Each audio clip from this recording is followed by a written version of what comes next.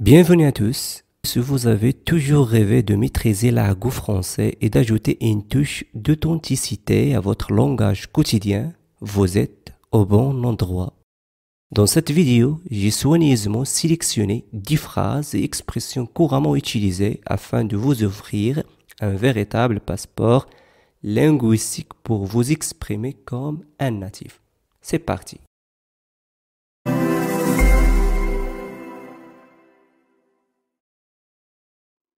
C'est un truc de ouf. C'est un truc de ouf.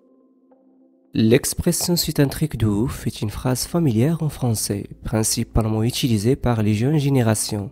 Elle est souvent employée pour exprimer l'étonnement, la surprise ou l'incrédulité face à quelque chose d'extraordinaire, d'incroyable ou de démesuré.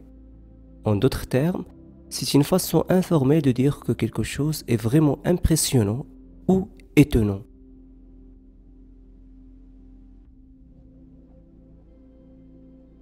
T'as la poisse, mon pote. T'as la poisse, mon pote. L'expression « t'as la poisse, mon pote » est une expression familière en français. Avoir la poisse signifie avoir de la chance, être dans une période où les choses ne se déroulent pas bien, où les événements ne sont pas favorables. Dans ce contexte, en disant à quelqu'un « t'as la poisse, mon pote », on veut signifier que cette personne traverse une période difficile ou qu'elle a connu une série d'événements malheureux. Il est en bad trip, là. Il est en bad trip, là. L'expression « elle est en bad trip là » est issue de l'argot et est souvent utilisée pour décrire un état mental négatif ou une expérience psychologique désagréable.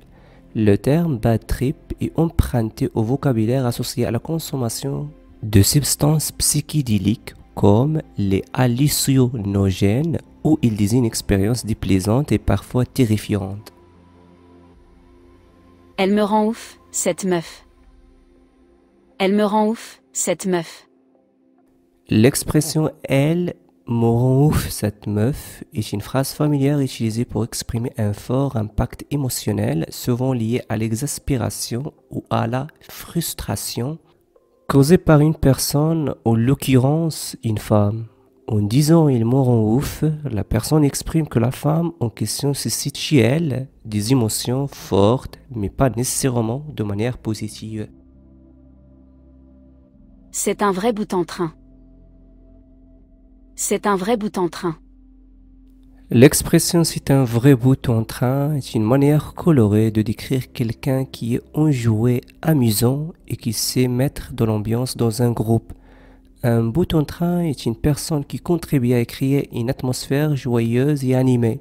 C'est souvent quelqu'un de dynamique, drôle et énergique, capable de divertir les autres et de mettre de la bonne humeur autour de lui. T'as la dalle, non? T'as la dalle, non? L'expression « t'as la dalle, non » est une expression familière en français. Avoir la dalle signifie avoir très faim et être affamé. L'emploi de dalle ici est une manière informelle de parler de l'appétit. Donc dire « t'as la dalle, non » revient à demander de manière décontractée si la personne a faim. Il a pris un coup de chaud. Il a pris un coup de chaud. L'expression « il a pris un coup de chaud » est une manière informelle de dire qu'une personne a subi l'effet d'une chaleur excessive ou a eu un coup de chaleur.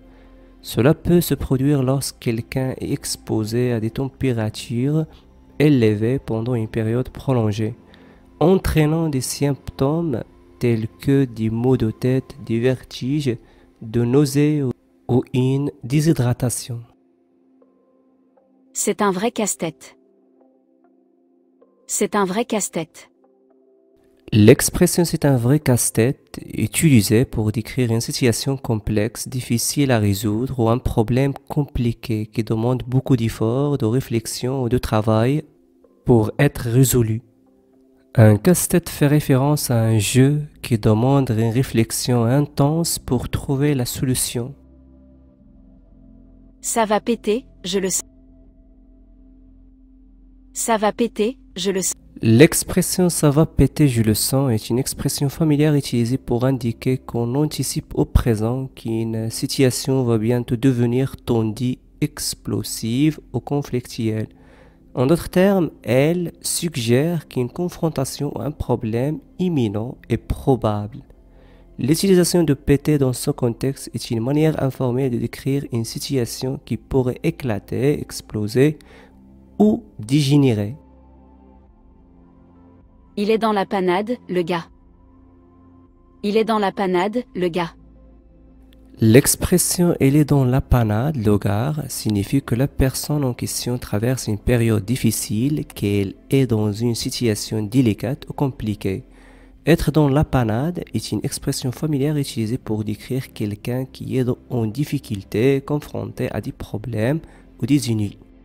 Cela suggère une situation délicate ou désagréable dont il peut être difficile de se sortir.